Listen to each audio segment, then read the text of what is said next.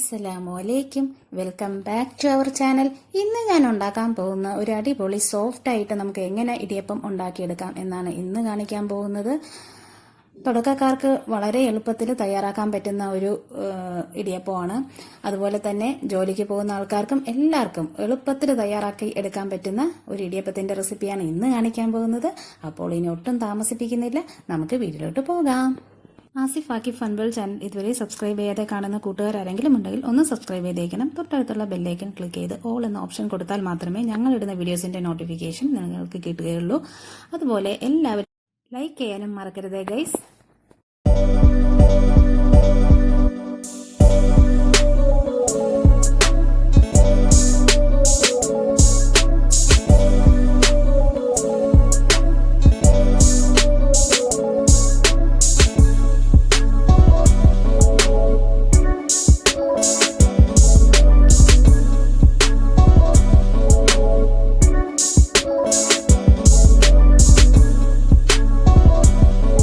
ഇടിയപ്പം തയ്യാറാക്കാനായിട്ട് ഞാനിവിടെ 2 കപ്പ് അളവിൽ അരിപ്പൊടി എടുത്തിട്ടുണ്ട്. ഞാനിവിടെ വറുത്ത അരിപ്പൊടിയാണ് എടുത്തിട്ടുള്ളത്. കടയിൽ നിന്ന് മേടിച്ച അരിപ്പൊടിയാണ് എടുത്തിട്ടുള്ളത്. നിങ്ങൾക്ക് വീട്ടിൽ വറുത്ത് പൊടിച്ച അരിപ്പൊടി വേണമെങ്കിൽ നിങ്ങൾക്ക് ഇതിൽ ഉപയോഗിക്കാവുന്നതാണ്. ഇനി ചേർത്ത് കൊടുക്കാൻ പോകുന്നത് വെള്ളമാണ്. ഞാനിവിടെ പച്ചവെള്ളമാണ് ചേർത്തിട്ടുള്ളത്.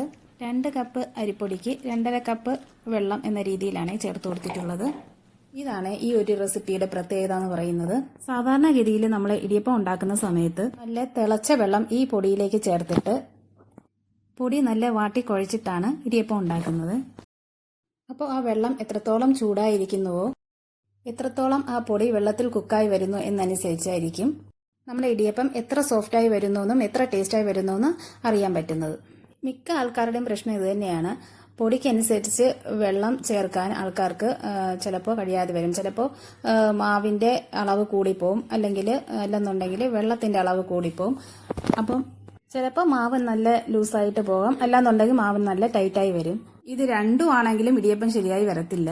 കറക്റ്റ് പരുവത്തിന് ആ വെള്ളം മാവിൽ ഒഴിച്ചു കൊടുത്ത് ആ മാവ് നന്നായിട്ട് ആ വെള്ളത്തിൽ ചൂടുവെള്ളം ആണെങ്കിലും മാവ് നന്നായിട്ട് വെന്ത് വന്നിട്ടുണ്ടെങ്കിൽ മാത്രമേ സോഫ്റ്റ് ആയിട്ടുള്ള ഇടിയപ്പം നമുക്ക് കിട്ടത്തുള്ളൂ. അപ്പോൾ ഇന്ന് ചെയ്യാൻ പോകുന്ന മെത്തേഡിൽ ഞാൻ ചൂടുവെള്ളം ഒഴിച്ചു കൊടുത്തിട്ടില്ല, പച്ചവെള്ളമാണ് യൂസ് ചെയ്തിട്ടുള്ളത്. പച്ചവെള്ളമാണ് ഒഴിച്ചു കൊടുത്തിട്ടുള്ളത്.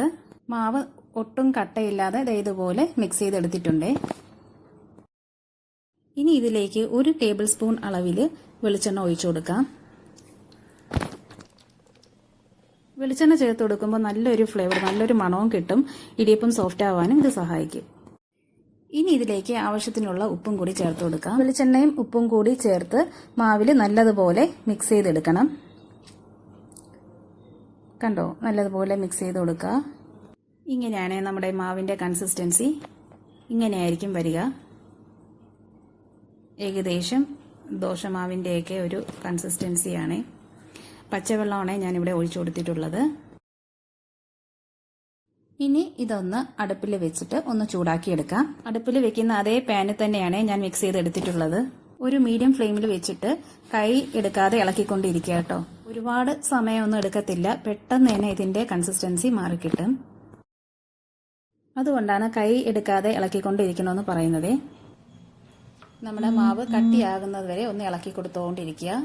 കണ്ടോ, നല്ലതുപോലെ ഇളക്കി കൊടുക്കുക. കുറച്ച് സമയം കഴിയുമ്പോൾ തന്നെ നമ്മുടെ ഈ മാവ് കട്ടിയാകാൻ തുടങ്ങും. കട്ടിയായി ഇത് പാനിൽ നിന്നും വിട്ട് വരുന്ന ഒരു പരുവമാകുമ്പോഴത്തേക്ക് നമുക്ക് ഫ്ലെയിം ഓഫാക്കി കൊടുക്കാം. ഈ രീതിയിൽ ചെയ്യുമ്പോൾ നമ്മൾ ചൂടുവെള്ളം ഒഴിച്ചു കൊടുക്കുന്നതിന്റെ ബുദ്ധിമുട്ട് വരില്ല. ഇപ്പൊ തന്നെ കണ്ടില്ലേ, മാവ് കുറേശ്ശായിട്ട് കട്ടിയായി വരാൻ തുടങ്ങിയിട്ടുണ്ട്. വളരെ പെട്ടെന്ന് തന്നെ മാവ് കട്ടിയായി വരാൻ തുടങ്ങും. ഒരുപാട് സമയമൊന്നും എടുക്കത്തില്ല. കണ്ടോ, മാവ് കട്ടിയായി വരുന്നത് കണ്ടോ, ഇതുപോലെ കട്ടിയായി വരണം. പാനിൽ നിന്നും വിട്ട് വരുന്ന സമയം മാവ് കണ്ടോ, പാനിൽ നിന്നും വിട്ട് വരുന്ന സമയം നമുക്ക് ഫ്ലെയിം ഓഫാക്കി കൊടുക്കാം. അപ്പോൾ മാവ് റെഡിയായി വന്നിട്ടുണ്ട്, ഫ്ലെയിം ഓഫാക്കിയിട്ടുണ്ട് കേട്ടോ.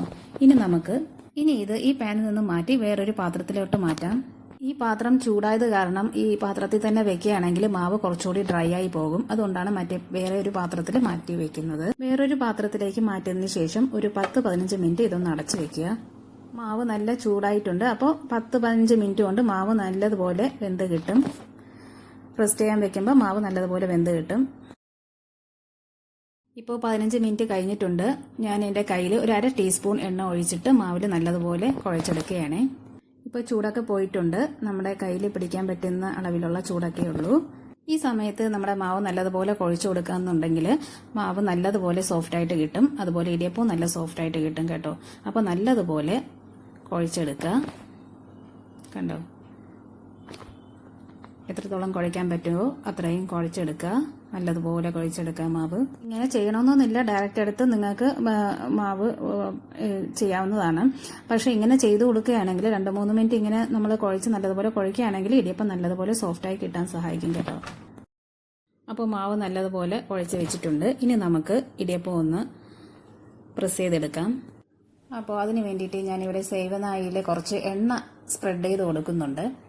ഇതും നിർബന്ധമുള്ള കാര്യമില്ല, പക്ഷേ എങ്കിലും നമ്മൾ എണ്ണ സ്പ്രെഡ് ചെയ്ത് കൊടുക്കുമ്പോൾ, എണ്ണ പുരട്ടി കൊടുക്കുമ്പോൾ നമ്മുടെ മാവ് നല്ലതുപോലെ പ്രസ് ചെയ്ത് കിട്ടും. അതുപോലെ തന്നെ ഈ സേവനാഴിയുടെ സൈഡിലൊന്നും മാവ് ഒട്ടിപ്പിടിച്ചിരിക്കത്തില്ല.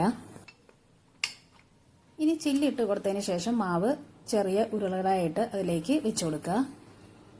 മാവ് നല്ല സോഫ്റ്റാണ്, നമ്മൾ ടച്ച് ചെയ്യുമ്പോൾ തന്നെ അത് മനസ്സിലാവും. ഇനി നമുക്ക് ഇത് ഇഡലി തട്ടിലേക്ക് ആദ്യം എണ്ണ സ്പ്രെഡ് ചെയ്ത് കൊടുക്കുക. എണ്ണ പുരട്ടി കൊടുക്കുക. എണ്ണ പുരട്ടി കൊടുത്തതിന് ശേഷം ഇനി നമുക്ക് ഇഡ്ഡലി തട്ടിലേക്ക് എണ്ണ സ്പ്രെഡ് ചെയ്ത് കൊടുത്തതിന് ശേഷം തേങ്ങ വെച്ച് കൊടുക്കുന്നുണ്ട്.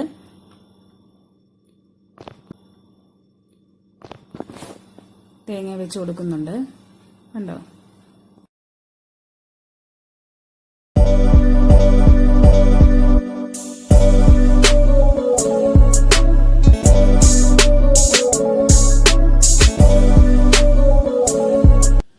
അതിനുശേഷം നമുക്ക് പ്രസ് ചെയ്ത് കൊടുക്കാം. കണ്ടോ, മാവ് പ്രസ് ചെയ്ത് കൊടുക്കുക. നല്ലതുപോലെ പ്രസ് ചെയ്ത് കൊടുക്കുക. അപ്പോൾ ഓരോ നൂലായിട്ട് തന്നെ നല്ല സോഫ്റ്റായിട്ട് ഇഡലി മാവ് വരുന്നുണ്ട്. കണ്ടോ, ഓരോ നൂലായിട്ട് തന്നെ സെപ്പറേറ്റ് ആയിട്ട് ഇളകി വരുന്നുണ്ട്. നിങ്ങൾക്ക് കാണാൻ പറ്റും. വളരെ സോഫ്റ്റായിട്ട് തന്നെ വളരെ നന്നായിട്ട് തന്നെ ഇളകി വരുന്നുണ്ട്. ഒട്ടും പൊട്ടിപ്പോകാതെ തന്നെ ഇളകി വരുന്നുണ്ട്. കണ്ടാൽ തന്നെ മനസ്സിലാവും മാവ് ഒട്ടും പൊട്ടിപ്പോകുന്നില്ല. നല്ലതുപോലെ ഓരോന്നായിട്ട് ഇളകി വരുന്നുണ്ട്. സെപ്പറേറ്റ് തന്നെ ഓരോ ഹോളിൽ നിന്ന് ഇളകി വരുന്നുണ്ട്. കണ്ടോ, നല്ല സോഫ്റ്റായിട്ട് വരുന്നുണ്ട്. അപ്പോൾ ഇങ്ങനെ ഓരോന്നായിട്ട് ചെയ്തെടുക്കുന്നുണ്ട്.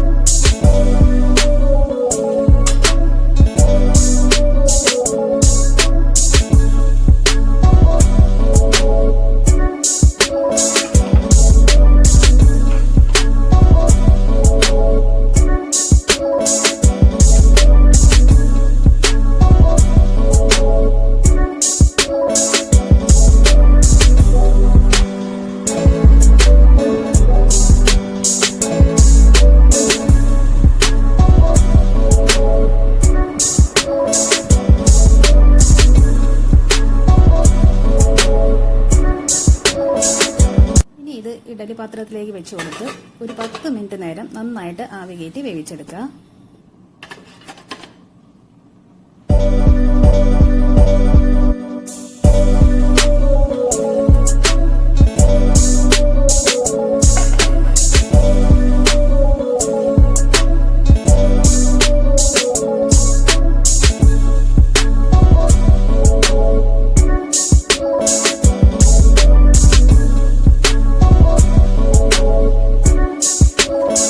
10 മിനിറ്റ് കഴിഞ്ഞ് തുറന്നു നോക്കിയപ്പോൾ ദേ ഇടിയപ്പം നല്ലതുപോലെ വെന്ത് വന്നിട്ടുണ്ട്.